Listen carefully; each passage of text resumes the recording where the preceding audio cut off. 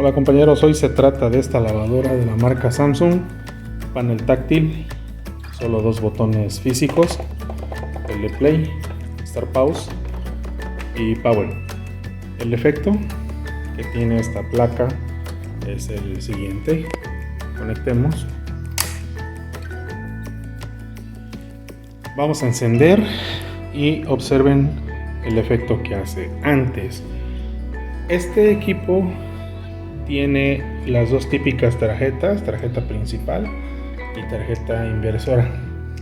Date cuenta que aquí hay un LED color rojo que blinkea. Ese LED es un watchdog o un LED que indica el estado de activo del microcontrolador. Bien, esta tarjeta también trae un microcontrolador y esta otra tarjeta también trae uno o dos microcontroladores dependiendo del tipo de interfaz, pero algunas traen dos, otras traen uno solo. Pero de que aquí hay una interfaz, aquí hay una interfaz con microcontrolador. Estas tarjetas o estos equipos manejan comunicación serie, que se tienen que comunicar tanto esta tarjeta como la inverter como la principal, todas juntas. Ambas comunicaciones, tanto de la inverter como la de interfaz, recaen sobre la tarjeta principal, y el defecto es el siguiente cuando la comunicación no se efectúa. Vamos a encender y eso es todo lo que hace. Se activa un relé, que es el relé de la tarjeta principal, este grande. Cierra la alimentación eléctrica y esa alimentación cae ya en la tarjeta inversora y se logra o se establece la comunicación entre ambas, más no con la tarjeta interfaz, porque de hecho ni siquiera enciende. Una vez haciendo eso, de hecho tampoco se puede apagar, y la falta de comunicación puede ser en cualquiera de las tres placas, ¿de acuerdo? Puede ser placa inverter, placa principal o placa interfaz. En un anterior video ya te había mostrado un defecto similar, pero en aquel caso el panel se encendía, en este caso no enciende. Entonces a mí me da por creer, por pensar que el defecto se encuentra aquí. Aquí porque al final de cuentas estos LEDs, que aunque no son no son un indicativo seguro de que los microcontroladores están bien y están funcionando, y de que no tienen ningún defecto, al menos hacen algo. Al menos hay actividad en estas dos placas, pero en esta no. Entonces voy a revisar esta tarjeta electrónica. El efecto estoy casi seguro que se centra en esta placa, ¿de acuerdo? Pues bueno, vamos a revisarla y ya continuamos.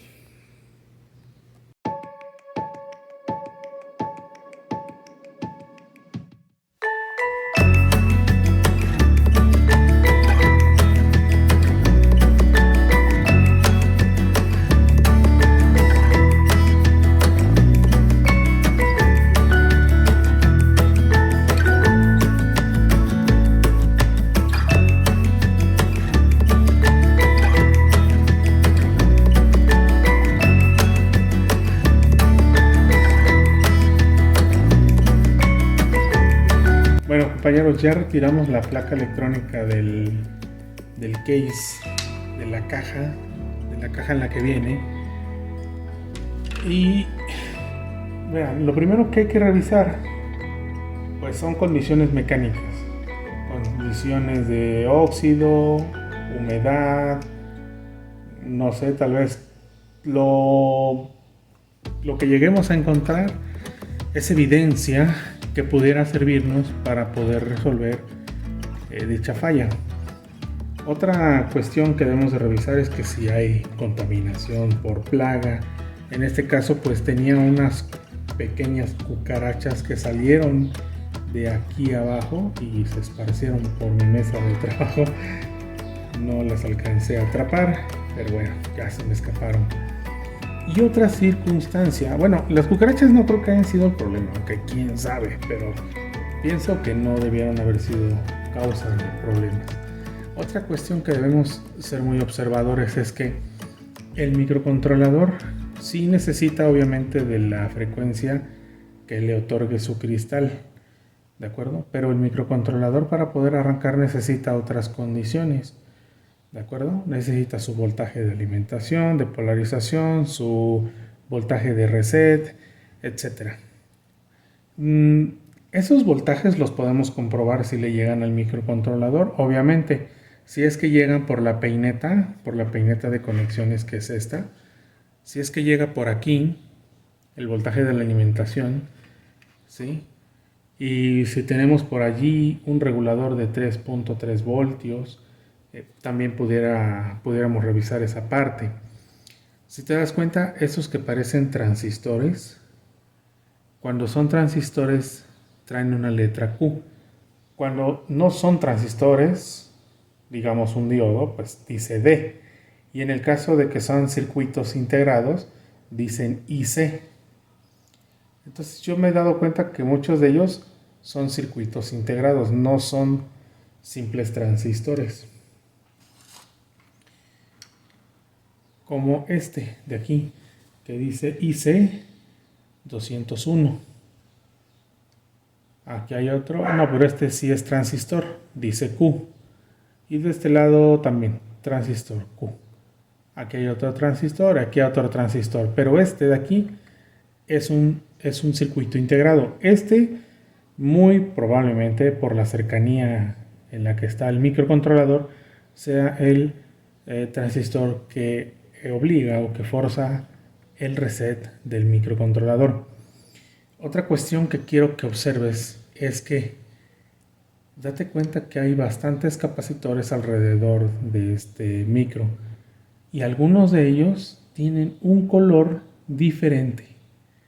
Fíjate, este tiene un color más marrón que este otro. Sin embargo, este y este tienen un color muy similar, al igual que este y este que está aquí arriba. Tienen un color similar, lo que me hace pensar que este está recalentado. Aquí tenemos otro capacitor que también tiene un color peculiar. ¿De acuerdo? ¿Dónde más tenemos otro? Aquí, con otro color también peculiar. Y de este lado tenemos otro más. En total tenemos 3 capacitores cercanos al microcontrolador con un color más marrón que el resto de capacitores, lo que me hace pensar que esos capacitores han sufrido calentamiento. Bueno, tenemos muchas cosas que revisar. Primero, yo recomendaría revisar la polarización que llega a este conector. ¿De acuerdo? Que es el conector de este arnés que viene desde la tarjeta principal. ¿De acuerdo? Esta me va a proveer de voltaje de alimentación. Aquí el conector dice conforma coding. Bueno, este es el laqueado que hacen en fábrica. Eso nada que ver, ¿sale? Aquí dice igual conforma al coding, que esto es por parte de la máquina de laqueado. Bien, entonces nada más. Vamos a revisar esas partes, esas condiciones y también los capacitores. Primero voy a checar voltajes. Si los voltajes están bien, o al menos hay voltajes, porque te soy sincero, no sé qué voltajes lleva aquí, pero por lo menos debemos recibir un voltaje de 5 voltios o bien 12 voltios o 13, que es lo que haría alimentar esta placa electrónica, ¿sí? Para que se alimente el microcontrolador y sus respectivos LEDs. Entonces voy a checar qué voltaje reciba por este conector. Si recibe voltaje por este conector, consideraré que se encuentra en buen estado, entre comillas, y procederé a revisar estos 3 capacitores. Este de aquí, este de acá y este de acá. ¿De acuerdo? Pues ya tenemos un plan, vamos por él. Muy bien, compañero. Fíjate que retiramos los capacitores, los 3 capacitores que te había mencionado, que van ubicados en esta posición, Aquí va uno, aquí va el otro y de este lado va el otro. Bien, esos capacitores los quitamos y también limpiamos la parte superior del microcontrolador. ¿Esto con qué objetivo? Con el objetivo de ver la matrícula. Ahorita te explico por qué. Los 3 capacitores que retiramos están buenos. Los 3 marcan 1 microfaradio. Se ven recalentados, pero los 3 marcan 1 microfaradio. A lo que yo asumo, los 3 están en buen estado. Siguiente movimiento que hicimos fue sacar los voltajes. ¿De acuerdo? Sacamos los voltajes de alimentación en los pines que tenemos a continuación, que son del 1 al 10, empezando por el pin color naranja del conector. Sacamos cada uno de los voltajes, obviamente averiguamos cuál de ellos es el de tierra y con base en el pin de tierra extrajimos los voltajes de 3.8, 1.3 a 2.2, este es variable, 0 volts, 3.8 tierra, 9 volts, 0 volts, 2.8, 1.7 y 0 volts. Al verificar que esos voltajes están presentes, asumimos también que el microcontrolador sí se debe estar alimentando. Nos enfocamos ahora en el IC201. Extrajimos un bosquejo de la conexión de este integrado, el IC201. Pudimos extraer lo siguiente. Este es el IC, ¿de acuerdo? En forma de transistor. Le hemos tomado los voltajes y en el extremo izquierdo, viéndolo de esta manera, tenemos 3,8 voltios. En su pin número derecho, bueno, del lado derecho, no tenemos voltaje, tenemos 0.12 voltios. Esto me pareció un poco extraño porque yo te había mencionado que este circuito tal parece que es el pin, el control del reset. El pin de medio es tierra. Rastreamos este voltaje de 3.8 y resulta ser que es el de la entrada de alimentación, o sea, el pin de la conexión del arnés de la tarjeta de interfaz.